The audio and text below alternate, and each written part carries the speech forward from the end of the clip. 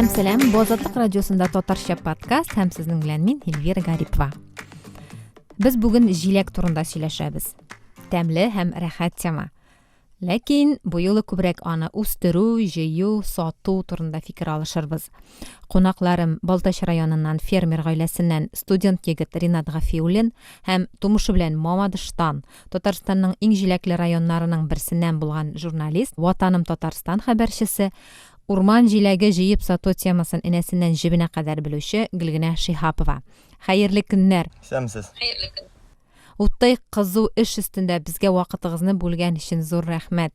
Ничек кәефләр? Быел җиләк бармы? Бу июль башында иң еш бирелә торган. Безнең якларда җиләк бар инде, безнең Мамадышта инде 10 көнләп җиләк саталар.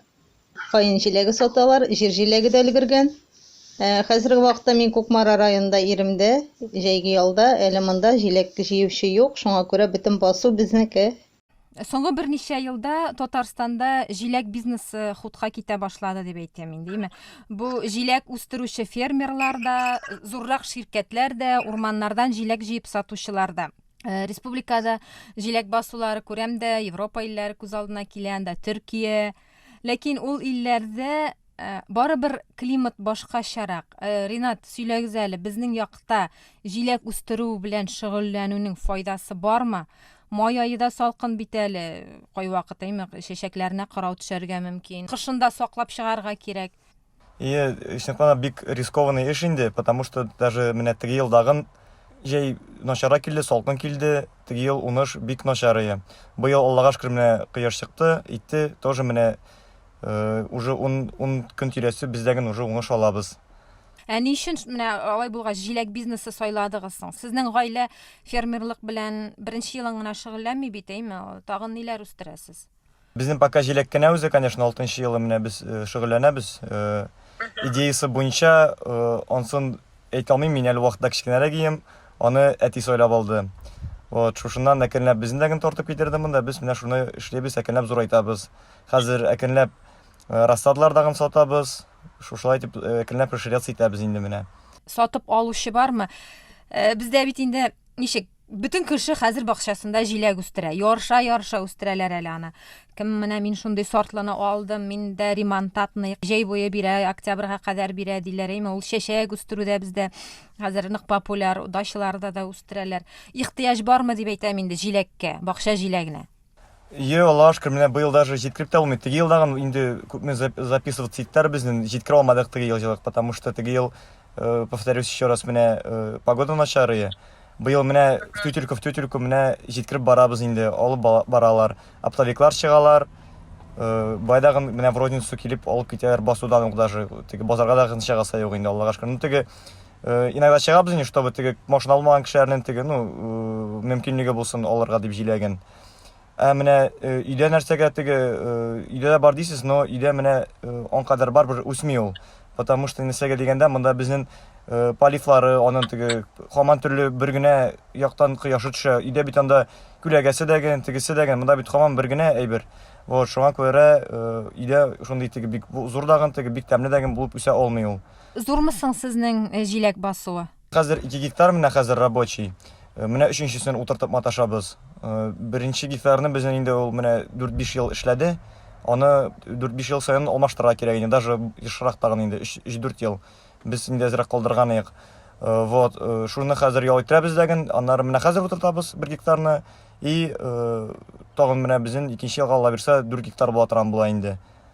Җиребез менә 10 гектарлык бар, әкренләп планлаштырабыз инде теге зурайырга. Сездә кемнәр эшләүчеләр күпме, эшләүче табып буламы? Була, теге миңа командагын теге шалтыраталар инде, эш юкмы сездә, эшләп була микән дип, теге кешенең бар җиләктә җыясы килә. Теге анда рәт арасында электресе дәгән киләдер инде бер икән авызына. Вот, ул яктан проблема юк, Аллага шөкер, киләләр. Менә теге Чехиядә, Италиядә кешеләрне кертеп җыялар да һәм үзләре күпмедер түләп алып чыгып китәләр җиләкне. Кипрда менә ул бик популяр, әнә шундый самосбор дип атала инде. Татарстанда менә сез андый әйберне кулланасызмы? Ишеткән бар, янда әйберне кулланып та алдык әле бер елны. Теге, полностью андый юк түгел, теге үзләре җыеп, без шунда торайык инде, теге үлчәп, сразу безгә теге акчасын алып инде. Полностью нәрсәгә күчмибез, безнең теге менталитет ондырак түгел дип әйтим инде, теге күбесе түләмичәдән китергә может инде, шуңа күрә шулайрак. Быел менә бетердек теге үзе киреп җыю әйберем, потому что тоже теге кеше әшәкләнде, җиләкне үзергә үзде, аңа тоже теге лучше үзебез җыеп итәбез, нормально менә итеп кешегә дә ошый итеп ялт иткәнме әйтеп. Ничә сумга быел сатасыз җиләкне, Ринат? Сезон башында һаман теге җиләк әйберрәк, урожайраклы була инде, ул теге тәмлерәк тәген дип инде шулай дип сөйләшәр, белмим, миңа теге ел саен сезон буе тәмле дип сизелә инде ул. Сезон башында 300 җиләк куйган идек, теге сораштык тагын инде конкурентлардан ничә куясыз дип. Анда мин җиләк якларында 400 сумга сатабыз дигәч, без теге 300 җиләк куйган идек. Менә хәзер 290-га теге более-менее адекватный ценага куйдык. Теге средний ракка, вот шул 290 йөри. Бу бит инде вакытлы табыш дип әйтим мен инде, сезон эше бит инде бу. Бүтән шушы бер айыгыз сезне кыш буена туендырырга тиеш, әйме? Аннары үсентеләр дә сатасыз. Ул үсенте сату файдалыракмы яки җиләк сату файдалыракмы дигәндәй? Үсентүсен менә теге ел гына башладык. Менә хәкереп барабыз икәнләп, әле безне ул яктан дип кеше белми бит инде. Карарбыз инде ничек, пока аны сравнивать итә алмыйм әле менә. Тора бара икәнләп белербез инде. Булай чыгымнары зурмы? Менә шул үсентеләрне сез кайдан алдыгыз элегрәк? Ул бит менә ул 2 гектарны утыртып бетергә дә кирәк бит әле анда. Без башта 2 гектарны менә әле ул вакытта үзебез ясый белми, красадан хәзер үзебез итәбез инде. Бүтән теге технологиялары буенча. Иң беренче, ояндыр алган вакытта Италиядан заказать инде янда теге фрига. Ва шушыларны утырттык.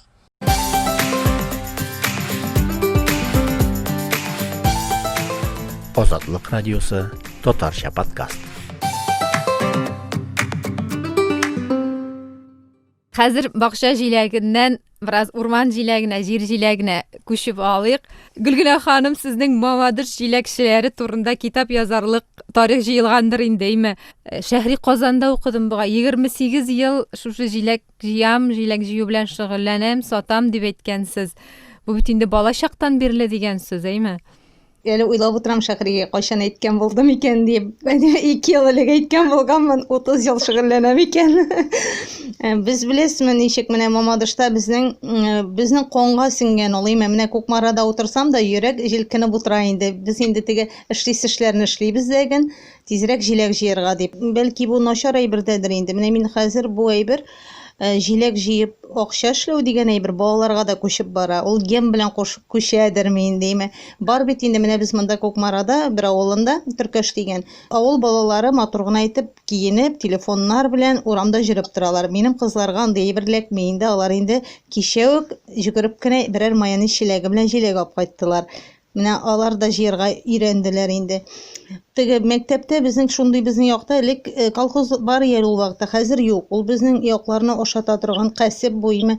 Менә мин аны бик сөенәм инде, Аллаһ Тәала биргән кәсеп һәм безнең халыкка әйтәдер инде ул, менә Аллаһ Тәала җыеп алыгыз, акча бит дип инде. Безнең Мамадышның авылларыбызның трасса янына якын булуы дагы бик уңайлы. Алар бит инде 3 почмаклар, мантыйларны кыш көне сатсалар, җәй көне бөтен кеше җиләккә күчә, җиләк кенә түгел, күмбә дәгән, мәтрүшкә дә бөтен әйберне саталар.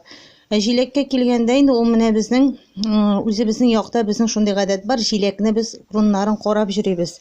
Май айларында кая чәчәк аткан. Мин инде элегрәк үземнең авылга кайтып, абыйларыма ияреп сатып жүрсәм, элек инде беләсезме ничек сатадыр, КамАЗ юлына чыгып утырасың, машиналарга барасың, ишеген ачасың, абый минекен ал инде дисең. Мин аннан соң кияүгә чыккач, берничә ел менә бу әйберсез генә яшәп карадым, юк нәрсәдер җитми. Шуннан соң үзебезгә кайтып киттем балалар белән, менә шул минем олы кызым мин дә сатып карыйм ди. Шул базарына менеп сатырга утырдык инде, без инде аккуратны гына утырабыз, янәсе киләләр дә алалар дип. Юк, безнең авыл апайлары, күрше авыл апайлары мин сатасы арага керәләр дә 50 сум төшерәләр, бирәләр. Менә шуннан соң берничә тапкыр кисәтү дә ясап карадым да, мин әйтәм, булай итеп булмый. Беренчедән мине таныйлар, монда юлда танырга мөмкиннәр дип уйлыйм.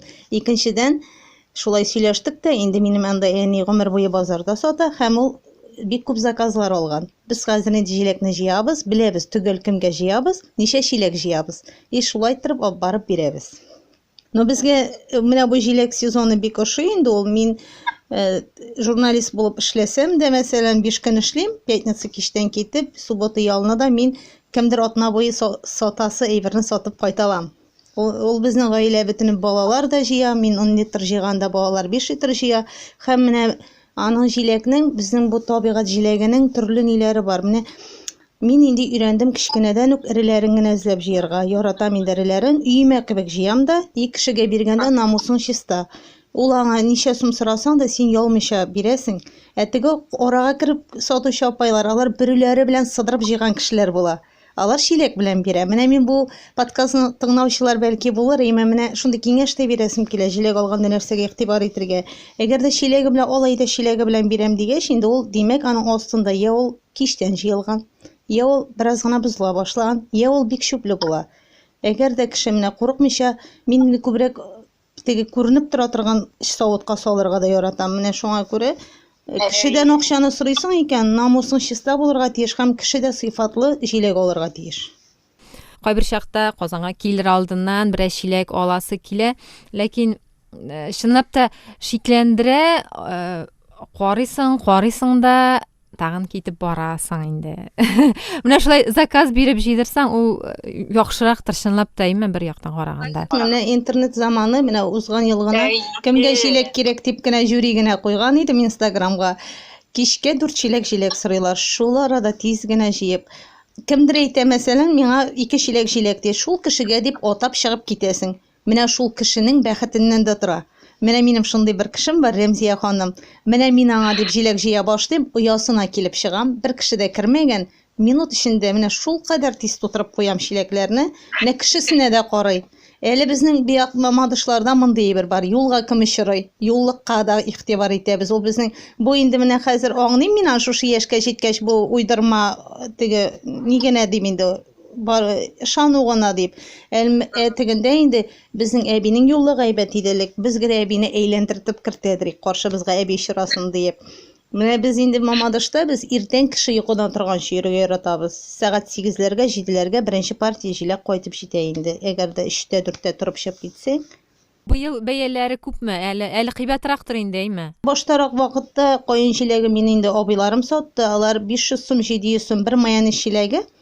Ансына 700 сумга да сатканнар, 600-гә дә, 500-гә дә. Әгәр дә кеше берне генә ала икән, беләсең, ул сату бит җиләкнең бәясе аның кем очрый юлыңда. Менә мин инде психологиясында беләм. Абзый кешеләр алар акчаны жәлләмиләр. Хатыны кырыенда тормаса, ул абыйга әллә нәрсәләр сатып җибәрергә була. Менә безнең бәләкәй чакларыбызда без инде ул вакытта әле теге кичкенә балалар чагында безнең артистлар да туктап аладыр инде. Безнең Салаватка да сатканыбыз бар җиләкне. Ул вакытта без аны теге җырчы дип уйламадык инде. Теге җырлый дип кенә дим инде. Кемдер 5 литрлы җиләкне 750-гә сата. Хәзерге вакытта 750 сумга ул бик зур акча дип саныйм мин аны. Чөнки без 5 литрлы җиләген бик тиз тутырабыз. 6 майонез җиләге җиләк кранда. 20 санап та утырганым. Анда инде майонез җиләгенә 1000-нән артык керә, эрерәк булса. Кайын җиләге 3000-нәп керә инде бер теге. Менә шуңа күрә мин уйлыйм инде бу вакытта җыклап ятырга бер дә ярамый. Бу сезнең яраткан шөгыль инде, көчләп эшли торган эш кенә түгел бит инде бу. Бу кадәр теге һәрберсен бертөкләп санап утырырлык кеше булгач, бу инде прям күңел биреп эшли торган. 2 эшем бар ярата торган. Мин шул җиләкне яратам һәм мин бәлешләр пешерергә яратам. Мин менә шуны яратып эшлим. Кем дә миңа пешереп бир дисә, бөтен кешегә пешереп бирәләм, яратып эшлим, йөрәгемне салып. Менә бу җиләк инде ул безгә ярар менә. Без инде бит инде кызык өчен генә сатып йөрүчеләр хәзер. Менә теге журналист булгач инде журналист һөнәр алыштырып йөрүчеләр кебек. Бит ул авылдашларга минем бик каты ярдәм итә. Безнең менә авылда машина алучылар бар җиләк чорында. Күрше авылда бар безнең Уразбахты дигән, безнең элек безнекеләр Түбән Яка авылы кешеләре башласа да, Уразбахтылар бик күтәрелеп алдылар. Алар һәм җиләк урыннары күп аларның. Ташландык авыллар бар безнең янда, урыс авыллары. Аларның бөтенесен тау битендә җиләкләр. Менә кешеләр шулай барып йөриләр инде. Без инде күбрәк әллә кая җыракка бармыйбыз. Менә кеше бөтен авыл каядыр җыракка китсә, тау башыннан да җыеп була. Узган ел Мамадышта үзебезнең тау битеннән генә бик күп җиләк җыйдык, бик күп. Шулай да Мамадышта җиләк аланнары башка районнар белән чагыштырганда күбрәк булып чыгамы инде? Яки менә шушы трассаның якын булуы зуррак йогынты ясады микән менә бу сатуга китү? мактанып әйтмим, Мамадыш халкының бәлки тырышлыгыдадыр. Юктан акча эшләргә теләү. Икенчедән трасса якынлыгы, әлбәттә трасса якынлыгы һәм чынлап монда хәзер трасса гына түгел, башың эшләү дә әйбәт бит. Җыйдым, Инстаграмга куйдым, яздым WhatsAppка, әллә кайларга барып бирә. Менә соңгы арада райполар сатып алалар туңдырып куяр өчен. Бик күп мөмкинлекләр, тырышлык кына кирәк дип уйлыйм. Һәм ул тырышлык бик ярдәм итә. Менә без үземнең балачакка кайтып киләсем килә. Менә шул җиләк җыймасаң, шулай бер юк сиңа дип кенә әйтәләр. Без шуңа күрә җиләкне җыябыз. Biz августта инде әниләргә, әтиләргә үзебезнең мәктәпкә барлык акчабызны эшләп бирәдерик. Менә без бер заман үй салдык, үй салырга җыендык. Шул вакытта без такталар алырга дагын акча эшли алдык. Менә шулай әти безгә әйтте дә инде шулай дип. Бик күп. Быелларны менә кеше шулкадәр уста җыя, 15 минутта бер майонез чиләге каен җыючылар бар. Кайбер кеше бит инде шундый зур эшкә саный. Әгәр эре аланга чыксаң, аны җыю бик җиңел. Кеше гаиләләре белән отпускалар алып кайтып, безнең Мамадыш кияүләренә кадәр рәхәтләнеп җиләк җыялар. Менә күршедә безнең кияүләр, алар үзләре кайсы якны кадәр белмим, алар җәйге ялларын шушында Мамадышта безнең авылда уздырып, рәхәтләнеп акча эшләп китәләр. Миңа калса бу бик теге җиңел кергән акча да түгел, бик кадерле акча һәм ул бик күп гаиләгә ярдәм итә дип уйлыйм инде. Менә балаларда эшкә өйрәнәйме, акча кадерен белә башлый. Иртән торып җиләк җыярга баручы балаларга да Ринат шулай ук фермер балаларына да кагыла дип уйлыйм мин бу әйберне. Бер мәзәк искә төште, фермерның улы армиягә эләккәндә икән, әтисенә хат яза. Әти монда бик әйбәт рәхәтләнеп туйганчы 6-га кадәр йоклыйбыз дип әйтә, иртәнге 6-га кадәр. Шуның кебек. Ринат, сез дә гел генә үзегездә сез яратып сөйлисез инде әлбәттә, ләкин балаларыгыз зарланмыймы? Ринат, син үзең балачагың шундый эштә үтте дип санамыйсыңмы һәм эштә үтте дип үкенмисеңме, рәхәтләнеп җал итә алмадым, йөгерә алмадым, уйный алмадым демисеңме? Юк, бик тәгән шуй монда бар эшлибез бөтенебез монда теге инкәшләрдән бергә монда теге кичкәнрәк вакытта уйнашып та теге бик күп тә эшләтмиләр инде кичкәнрәк вакытта. Хәзер барбер теге әкренләп зурайган саен әти бар, мен бар эшлим монда эш тегенде эш бар дип теге бар эшкә өйрәтеп үстерде. Шуннан үзебездән теге әкренләп инде белеп монда менә без теге мәсәләгә мосын эшләргә кирәк, тегесен эшләргә кирәк дип бар әкренләп үкенмим, юк, үкенмим. Үзең авыл хуҗалыгы белән бәйләргә уйлыйсыңмы тормышыңны? Ничек уйлыйсың? Бу теге табыш китерә торган әйберме, яки шулай да син башка нәрсәне, башка юлны сайлыйсыңмы, башка һөнәр? Сезонныйрак эш бу. Кыш кыны монда эшләп булмый, но менә эше октябрьгә хәр барамын барбер пока теге бүтән суны борклар белән, анда кышка әзерләп бетерүләре белән октябрь-ноябрьгә кадәр эше бар. Аннар инде барбер февральләрдән, мартлардан тоже башлана. Анда заказлар ала башлыйбыз рассадага. Мондагы эшләрне теге көнләп уже юлларны чистартып итеп тоже башлана. Шушы 3 ай ял кала инде. Вот, эшләп була, мин барып планлаштырам монда теге шушыны көнләп зурайтырга инде. Сез Азатлык радиосының татарча подкастын тыңлыйсыз һәм без бүген фермер Ринат Гафиуллин һәм журналист Гөлгенә Шихапова белән җиләк җыю, җиләк үстерү, җиләк сату темасына сөйләшәбез. Тырыш авыл халкы тирәсендә гадәттә ушлы гына арадашчылар, посредник дип әйтик инде, оптовиклар шул ук килеп җитәйме, сөт җыюга да, ит җыючылар да бар, авылдан килеп бәрәңге җыйып китәләр арзанрак бәягә. Гөлгенә менә җиләк җыючылардан арзанга сатып алып, башка урында кыйбатка сатып йөрүчеләр бармы? Минем үземнең ишеткәнем юк андый кешеләр турында. Теге гаилә әгъзаларын исәпкә алмыйм инде, хатыны җыеп ире сата анда, балалары җыя тора, әти-әниләре сата тора дигән әйбергә. Бардыр ул, бәлки менә мин кичә генә күрдем, Чаллы трассасында бер машина туктый дагын 2 чиләк, бер кешедән 2 чиләк бәяне төшертеп алып китте. Бәлки үзенә аладыр, ул 8 чиләк җиләк алды.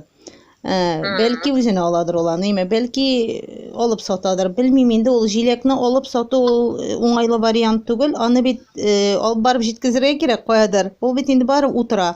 Әле ярый, менә хәзер җиләкнең артык пешкән вакыты түгел, тәмле түгел әле җиләге. Шундый теге әчелеге бар. Ул өлгергәч, ул бит инде җиләк һаман тулмый. Менә шул вакытында сатсаң әйбәтрәк инде, ул күп тә чыга. Менә хәзер җиләк катырак, аны белмим. Иншалла базарларында кыйммәткә саталар. Казан базарында да кыйммәткә саталар. Менә минем танышлар бар, балык бистәсеннән. Алар колхоз базарына килеп сатып күбрәк чыгаралар акчаны. Но безнең мамадышларга кабатлап әйтәм, теге тиз җыярга өйрәнгән халыкка 5 ул ахырдан теге 5 литрлы җиләге 500 сумга да китә башлый. Башта 1000 була ул, 900, 800, 700, 750, 650, 500-гә төшә инде. Кайын җиләген инде 700 сум майонез җиләге. 5 литрлысын 3000-гә дап китүче бар, 2500-га дап китүче бар. Ну инде хәзер беләсезме, менә мин инде хәзер теге гаиләмдә булгач, балаларым да булгач, иң элек үземне кайгыртам. Үземне кышка җитәрлек һәм дусларыма чәй эчертерлек, туганнарыма өләшерлек булгач, инде иркенләп аннары заказга җыярга була. Нәрсәләр эшлисез инде ул җиләктән? Үзебез өчен бер дә кызганмыйбыз. Бездә бит Мамадышта, мин инде бөтен серләрне әйтеп бетерәм. Мамадышта бездә кеше үзен уйламый. Теге итекченең итеге юк дигән шикелле, вареньелары да булмаска мөмкин, кайбер кешенең җиләге дә булмаска мөмкин. Мин инде шундый зур туңдыргычым бар минем. Мин шунда кем бәби көткән кешенең ашысы киләме, мондый кешенең ашысы киләме, гел мин аларны хәстәрләп куям. Без үзебез теге ис китеп җиләк ашамыйбыз, но без җиләкне шикәр комы белән болгатып, кышка шулайтып катырып куярга яратам. Теге без җиләктән, витаминнан бер дә өзелмибез. Балалар да әле тагын бер әйбер әйтәсе килә, кайын җиләгенә караганда җир җиләге тәмлерәк дигән. Нигә килдем яши торгач, менә теге мин аның үземә чүбен аерып басуда ук җыярга яратам. Бу миңа калса бу нык зур геройлык, каһарманлык. Ул шундый рәхәт эш име, җан тынычлыгы. 7 литрлы чиләкне алып барам да, мин аның чүбен чемнәп кайтам. Тутырып. Ул бик күп керә. Аның кадәр җыгач, ну кешеләр инде 3 чиләк тегенди 5 литрны җыганда чүбе белән мин чиста итеп үзем алып кайтам. Менә шуны ул кыш көне кайын җиләгеннән дә тәмлерәк булып чыга. Без нишлибез? Без варенье ясыйбыз, компот ясыйбыз. Балаларга компот ярата. Аннары әйтәм бит, инде күбрәк катырып куярга, изеп куярга кирәк. Әгәр дә чүпле җир җиләге була икән, вак икән, кемнәндер алганнар икән, мәсәлән, бу видеоны караучыларга әйтәм инде, алганнар, неудачнарак алганнар, теге алдабрак сатып җибәрәләр икән, андый чиракта мясорубкадан чыгарга кирәк. Аннары илек, ситодан. Менә шуннан тиесең дигән, аның тегендә тәмлесе төшә, монда чүбе кала. Шул чүпне җуып киптереп, чәйгә дә салырга булганнары, ярам итмәскә кирәк бер әйберне дә. Табигать биргән нигъмәтләрне куллана белергә кирәк. Акча эшлисеңме, үзеңне сыйлыйсыңмы? Әле аның кагы да тәмле була бит. Кагы да эшләүче кешеләр бар, мин инде какка кадәр алай остары бетеп булмый, әле каклар ясый белмим. Мин әйтәм бит, сез үзегез дә сизеп алдыгыз, миңа шул җыю процессы ошый. Инде минем теге җиләгемне килеп алып китеп барсыннар болай гына, бирәм дә җибәрәм. Ул миңа бик ошый. Яннар теге хисле кешеләр бит инде, журналистлар булгач, мин бик яратам җиләгемне җыеп бетергәч күккә карап ятып торырга. Ромашкалар арасында бик яратам инде. Менә июнь айларын бик яратам. Менә шуңа күрә үзебезнең авылда беләсез, менә Мамадышның безнең авылда бездә җиләкнең яфраклары гына тырпаеп кала. Ул шул кадәр җыялар. Ул бер урыннан ничек җыялар, Аннан соң инде баштарак бит инде минем урын дип, безнең кызык хәлләр күп ул. Менә шундый кызык, безнең уялык, минем уялык дияләр. Әле беләсезме, туган җиләк вакытында кеше күрми бездә. Алар исәнләшмиләр. Машинада барганда водителе генә күренә, калган кеше күренмәй, ятасың да сызылып. Күрмәсеннәр сине, җиләк җыярга барганыңны. Шулай менә бардык, безнең Көрәнче дигән җир бар анда. Шунда бардык тагын җиләк җыябыз. Мин шундый күңелле, күрдем дә тегендә танышымны, кулымны булгыйм, исем белән кычкырам. Теге шалт юкка чыкты. Мәйтәм, ни эшләде, борчылам. Ул яшел киемнәр киеп, махсус үзен сиздермәс өчен яхшы җиләклектә иптәш кызымның кызы ята икән. Тынын да чыгармады, җыеп бетергәнче нитмәде. Аннан соң булар без кайтып киткәч кенә теге уядан чыгып кайтып киттеләр инде, Менә бездә шундый яшереп җыялар инде. Минем үземнең әтинең энесе Бөтен җирдәге җиләкне белә. Иң беренче умырзай алып кайта. Быел март аенда умырзай алып кайтты. Каян тапкан? Март. Апрельдә икән. Апрель аенда алып кайтты. Җиләкне дә шулай иртә таба. Менә аның ул чын җиләкче безнең. Менә шул абыйлардан калды инде. Иртәнге 4ләрдә ияртеп чыгалар я. Менә ул вакытта бәлки йокы туймый дип әле сез сораган ягыз бит име. Йокы туймый дип зарланган булсак та мин аларга бик рәхмәтле. Алар безнең теге эшкә өйрәнеп үстек. Без хәзер ул җиләк җыю бит, җиләк җыеп сату гына түгел. Ул бөтен тәрбия дип тә уйлыйм мин аны име. Аннан соң ул бөтен әйбергә кадер арту. Җиләк кенә түгел. Мәсәлән, тузганак, әрем, менә шуннан җиләктән файда тапкан шикелле, тегеләргә дә табигатькә караш үзгәрә. Ул сине ашата бит инде табигать. Менә шуның кебек мин аларга бик рәхмәтле. Менә бөтен теге үзебезнең якларга да менә шулай менә күкмаралар итек баса диләр инде име. Менә бу җиләк җыюың бит инде бер дигән әйбер дип уйлыйм инде. Һәр вакыт без шулай көтеп торабыз инде быел җиләк булса ярар дип. Аллага шөкер әле бер дә җиләксез калганыбыз юк. Яңгыр астында булса да җыябыз. Бик рәхәтләнеп җыябыз. Табигать биргән байлык дигәннән былтырларына чыккан иде ул яңалык. Менә шушы җиләк җыю, гөмбә җыю, чикләвек җыюны контрольгә алу һәм аңа ниндидер салымнар салу. Россия Авыл хуҗалыгы министрлыгы бу тәкъдим белән чыккан иде. Белмим, аның кануннары кабул ителеп биттеме, юкмы? Сез бу теманы өйрәнмәдегезме һәм моңа нинди сезнең үзегезнең фикерегез, мөнәсәбәтегез? Безнең халыгында бер чылдылар инде. Себерке җыярга ярамый. Безнең бит себеркедә җыючы бар. Себерке җыярга ярамый, җиләк җыярга ярамый, сатырга ярамый икән дигәч инде авылдашларда бер чылганнар. Аллага шөкер, ул әле тынычлык, андый салымнар юк. Ул инде әлбәттә менә мин кеше буларак инде салымнарга бик әзгән нәфрәт белән ачу белән дә карыйм. Үзебез табигать биргән. Аллаһ Тәгалә яңгырын яудырган җирдән дә салым алсалар инде дип, ул бит халыкта нәфрәт уята торган әйбер. Әлбәттә моңа салым кирәкми дип уйлыйм мин. Бакчада үскәнгә дә кирәкми, кеше хезмәте кергән ансына дагын. Шуңа күрә тими торсыннар безгә. Инде менә авыл кешесенең шөгыле бар. Авыл кешесе дәүләттән акча сорап бармый дип бер сөенергә генә кирәк инде югыйсә минемчә. Пособие сорап йөрми анда, нитми. Үзен туендыра авыл кешесе дип. Үзен генә түгел, беләсез, менә мин Мамадышта 10 көн җиләк саталар дидем бит. Ул гаиләне мин инде шалтыратып сораштыруда эшләгәндә кулланганым. Алар бер көнгә 20 мәйән җиләге җыялар, 10 мең дигән акча. 10 көнгә 100 мең. Менә ул гаилә инде малайларына Казанда квартира алдылар. Менә шулай җиләкләр җыеп, первоначальный взнослар кертеп, машиналар алдылар. Күп кешеләр түбәләрен алыштырып куя җиләк сезонында. Бик күп файдасы күп инде. Менә мин Балтачлы ренатларын да тыңлап утырам име. Анда да хезмәт кирәк, анда да тырышлык кирәк. Әмма аларның бәя белән чагыштырганда, алар бәя белән сатып кайтаралар кебегрәк тоелды инде миңа. 290 ди бит, 350 ди. Бездә инде барыбер теге халык безнеке дә акча эшләп ала инде. Бер нишләтмичә генә эшлиләр бит инде, хезмәтен кертмиләр булар кебек, фермерлар кебек тырышып әллә нәрсә эшлисе юк. Шуңа күрә эшләргә. Ринат, сез үзегез җиләккә, урбан җиләге җыясызмы? Сезнең якта җиләк бармы? Ул темага әйткән юк. Без планлаштырган идек тоже теге алып, скупать итеп оптом, аннары кыш кыны теге столовыйларга анда теге компотларга дип сатырга дип. Ну пока менә кул бару җитмәле ул темага менә. Үзенең җиләк җыеп караганың бармы? Урман җиләге, үзегездәге җиләкне үзең җыясыңмы? Менә гадәттә бит инде, мәсәлән, минем энеләрем, җиләк җыю, малай кеше эшемни ул, хатын-кыз эше. Кичкенә вакытта әни бер-ике тапкыр эләктергән бар мин үзем белән. Миңа дөресенчә әйткәндә бик авыр хезмәт дип тоелды инде. Ул кичкенәк тә булганмыдыр инде, бәлки шуңа дагы күбрәк булгандыр. Күптән йөргән юк инде җиләккә, дөресенчә әйткәндә.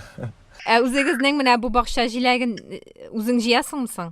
Юк, мин инде айтып йөрмим, минем анда эшләрем бар. Миңа теге мосын эшләгез дип кенә йөри торган теге, уйлап йөрү ягын гына карыйм инде мин. Эшләтергә дип теге бөтенесен кул белән тотып эшләсән, аннары теге кала, бүтән эшләре кала. Егетләр эше дисез. Бездә егетләр, балалар, малайлар, менә минем 10 яшьлек племяннигым бар. Ул бер 2 ел инде җиләк җыя. Мәйән җиләге белән 4-не җыялар көненә. 1-нче классны бетерде Фәридә исемле сеңнем.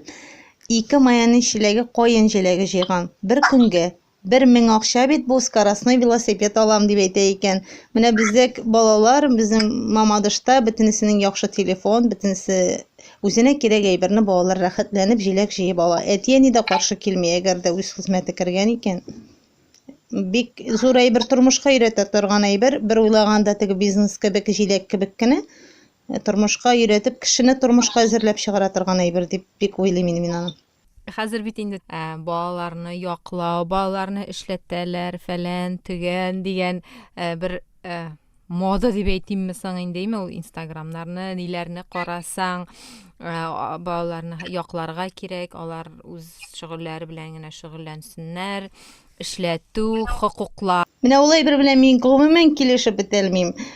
Минем 2 кызым бар, мин аларны шул кадәр иттереп әзерләп куйган инде тормышка, беләсезме? Менә теген итеп әйтмим инде, менә 15 яшьлек кыз минем бөтен эшне эшли ала. Авыл кешесе нәрсә эшләргә тиеш, авыл баласы нәрсә белә, ул бөтен эшне белә. Казанда торса да мин аларны 1 минутта тик тотмыйм. Буш вакытлары бар икән, китап укытам. Былай тик бик усал яни дип әйтмәгез инде, әмма балачага эшләп үсергә тиеш. Шул кадәр ачуымны китерә мәктәптә сыйныфташларның әниләре, урам себерткәннәр малайга, кар көрәткәннәр, ул малайларга аларны рәхәтләнеп, дөбер шатыр китереп эшләтергә кирәк. Без үзебез эшләдек авылда, тимурчылар да булып җирдек. Менә шул себерке тота алмаган җегетләргә кабат кияүгә чыгарга кирәк бит, ничек буласың ул менә? Менә мин аңа бик килешмим, ул дөрес түгел, ул эшләтмәскә дип. Аннары балаларның психолог кирәк дип. Мен әйтәм, безнең заманда психолог менә йодрык булган. Психолог бүтән әйбер булмаган, менә эшләтергә кирәк балаларны. Мин моңар Кукмарага кайткач та, менә шушы авылга, шушы Төркәш дигән авылга кайттым, урам тулы бала-чага, велосипедта йөриләр, кемдер музыка тыңлап йөри, колагына телефонын тыгып. Безгә бу әйбер ят күренеш безнең балаларга. Минем балаларым башта чубут ашалар, бәрәңгене ябыз, кичкә урманга китәбез, җиләк җыябыз. Менә мин инде бәлки мине заманча әни түгел дип тә әйтергә мөмкиннәр тыңлаучылар. Әмма мин бала эшләп үсергә тиеш. Бары тик шул эшләп үсмәгән аркасында гына гаиләләр таркала. Менә бөтен әйберне уйлап утырасың, кияүгә чыгалар да, минем ирем мондый түгел, тегендий түгел. Әнисенең малае. Ни өчен әнисенең малае? Әнә шул кайчандыр мәктәптә әнисе кар көрәгән өчен директорга барып тавыш чыгарган кешенең малае булып чыга ул. Гаиләле хатын-кыз да тормышка әзер булырга тиеш. Кыз бала бигрәк тә бөтен эшне белергә тиеш. Сатуын да белсен, җыюын да белсен, җыюын да белсен, жуын да белсен. Минем фикерем шул. Шит җирләрдән яки шит шәһәрләрдән, авыллардан килеп җыючылар бармы? Аларга нинди мөнәсәбәт? Сез әйттегез инде, һәрбер гаиләнең үз урыны бар дип. Урыннарны әйтмибез дип. Урыннарны аны инде хәзер беләсезме, интернет аркасында аны белеп тә бетерделәр. Менә мин хәзер Кукмарага кайттым, минем үземнең монда 2 урыным бар. Ашу килә бит, әллә кайлардан килеп җыеп жаталар. Кайнатам әйтәм инде әтигә, нишләп безнең полянага керә икән алар әти дип көлеп куя инде ул миннән. Менә беләсезме, менә Кукмарада мин булган авылда шул кадәр рәхәт итеп яшиләр, 3 литр җиләк җыялар. Әкрен генә баралар, бер бәләкәй генә савытка җыеп кайталар. Безгә күп кирәк, 1 чиләк толарга тиеш инде. Менә шуңа күрә анда читтән килеп җыялар монда. Теге Вятский поляналардан да килеп җыючылар бар монда. Синең урын, минем урын юк Кукмарада, Мамадышта бар. Мамадыш элек-электән килгән шөгыль булганга шулайдыр инде ул. Аның үз кагыйдәләре барлыкка килгән уже. Һәм аның үз ниндидер традицияләре барлыкка килгән. Шуңа күрә ул ниндидер бер тәртипкә салынган дип әйтимме соң инде. Мәсәлән, тегендә Гасимовлар җыя диясең, син анда бармыйсың инде. Синең үз урының бар, Мамадышта шулай. Без беләсезме, без менә чиләк белән кеше җыеп утырса, аның янына бармыйбыз без. Җыйсын, икенче җиргә китәбез. Әле сез беләсезме, менә сорамадыгыз, җиләктә аюлар очрамыймы дип сорамадыгыз. Бармыни ул? Мин Татарстан шул кадәр ул яктан имин, куркынычсыз дип саныйм һәм саный идем моңа кадәр. Мамадышта аюларның, көрән аюларның иң киң таралган район икән. Быел атулар бик булмагач, шушы вирус аркасында бит инде аучылык рөхсәт ителмәде, аюлар артып киткән. Балык бистәсендә дә аюлар бар. Һәм балык бистәсендәге аюлар куркып чабалар икән. Безнең Татарстандагы аюлар кешедән куркып җигерәләр ди. тавышлансаң. Менә минем авылда инде иптәш кызым 3 ел элек аю белән үзе очрашты. Менә шу бераз гына курку бар инде ул бездә аю очраса нишләргә дигән әйберләрне инструктажны мин үземнең кичкенә кызларга да өйрәтеп куйдым инде. Анда әйтәләр үлгән булып ятырга дип. Ну аю кайдар аю килгәндә үлгән булып яту инде ул сәпсим үлеп китүең бар. Шуңа күрә аюн күргәч җигермәскә кирәк дип әйтәләр инде. Агач башына менергә кирәк диләр. Менә безнең Мамадышта машина шундый яхшы аланга килеп чыкканнар, бармак башы кадәр каен җиләге икән.